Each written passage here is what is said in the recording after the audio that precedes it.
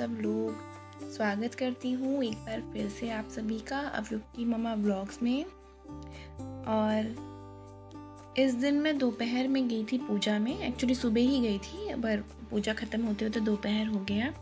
सत्यनारायण भगवान की कथा थी, सामने वाली आंटी ने कराई थी, तो मैं उनके यहाँ गई थी अवयुक्त के साथ। और फिर पूजा के बाद मैं आई दोपहर में और मैं यहाँ प्रिपरेशन कर रही थी।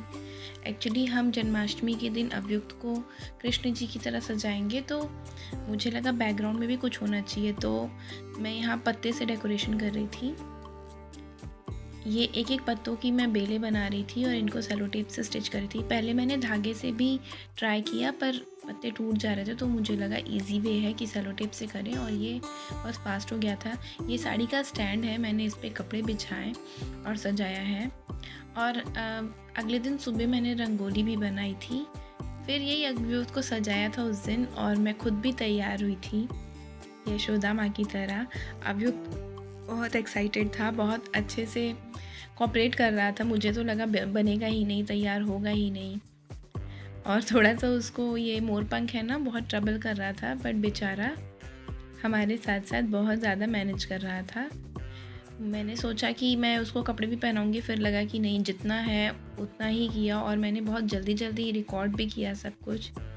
व्लॉग बहुत ज़्यादा लंबा नहीं कर पाई मैं, इसके वीडियोस भी बहुत ज़्यादा नहीं बना पाए हम, क्योंकि छोटा बच्चा है और अभी कृष्ण जी बनाने में उसको, अभी वो 1 साल का भी नहीं हुआ है, और हमने उसको कृष्ण जी बनाया, तो थोड़ी दिक्कत तो होती है। ज्वेलरी भी थोड़ी हैवी थी, उसके पापा ही लेके आए थे ज्वेलरी भी उसके लिए, कृष्ण जी के।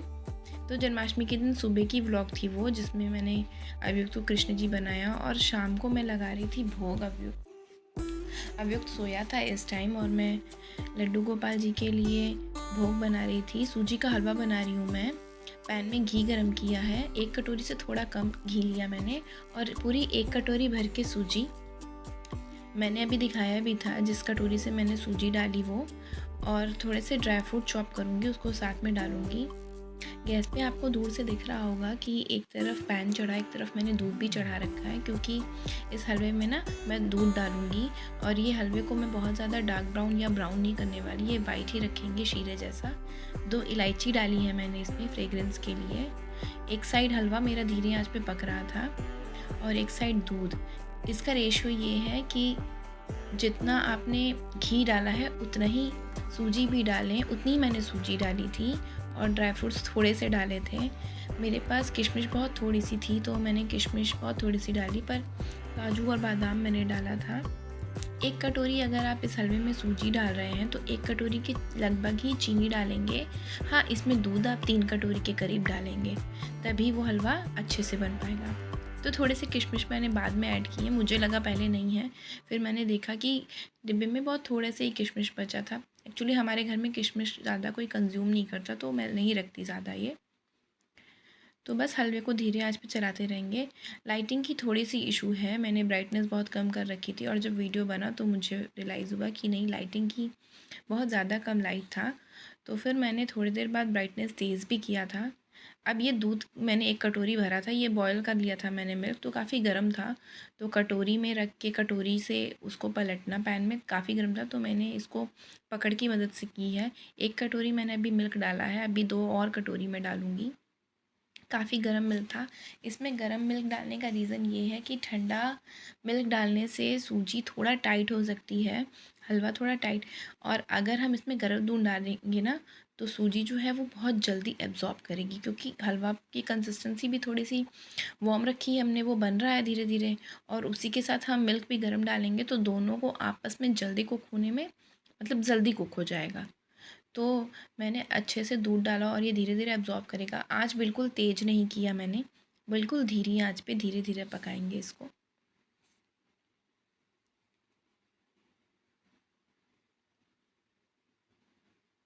जन्माष्टमी के लिए प्रिपरेशन मैंने एक दिन पहले से ही किया था, बैकग्राउंड को सजा लिया था, और अगले दिन सुबह मैंने थोड़ा सा फूल का रंगोली बनाया, और रंगोली बहुत अच्छी बनी थी, पर मैं रिकॉर्ड नहीं कर पाई। और अवयुक्त को जब हमने तैयार करके बैठाया, तो वो भी थोड़ा सा बिगाड़ दिया था। और फिर चीनी डाला है मैंने, चीनी लगभग 3 से 4 चम्मच डाला है मैंने इसमें, और फिर धीमी आंच पे और चलाएंगे इसको।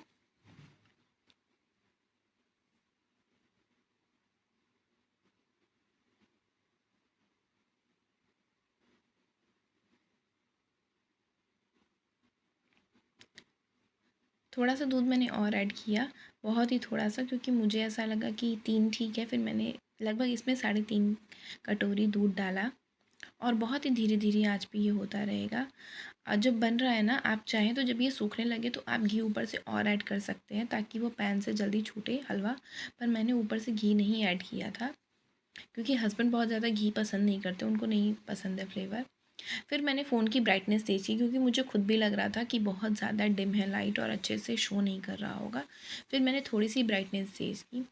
मुझे किचन में लाइटिंग का कुछ करना है, क्योंकि मैं जब भी कुछ रिकॉर्ड करती हूँ मुझे खुद को लगता है कि लाइट बहुत डिम है और अच्छे से रेसिपी ना शो नहीं हो रही है। फिर लड्डू गोपाल की कटोरी में ही मैंने ये प्रसाद की कटोरी लड्डू गोपाल की, मेरे पास 2 है ये, मैं सारे भगवान को इसी में लगाती हूँ। 2 कटोरी है छोटी और 2 उसके साथ ग्लास भी रखा है मैंने सेट। तो मुझे जब भी भोग लगाना है मैं मोस्टली इसी में लगाती हूँ, और अगर सारे भगवान को लगाना है तो मैं बड़े प्लेट में भी लगाती हूँ, बट आज छोटी कटोरी में लगाया मैंने। लड्डू गोपाल जी का हलवा मैंने रखा है निकाल के, बट अभी बहुत गर्म है, जब ठंडा होगा तब मैं भोग लगाऊंगी। और बात रही प्रसाद की लड्डू गोपाल जी की, तो कोई भी प्रसाद तुलसी के पत्ती के बिना तो अधूरा है, तो मैंने वो भी वॉश करके थोड़ा सा डाला उसमें। पत्ते मैंने थोड़े दोपहर में ही तोड़ लिए थे, क्योंकि शाम को पत्ते तोड़ते नहीं हैं तुलसी के या किसी भी पेड़ के, तो मैंने पहले से तोड़ के रख लिया था ना भोग बनाने के लिए।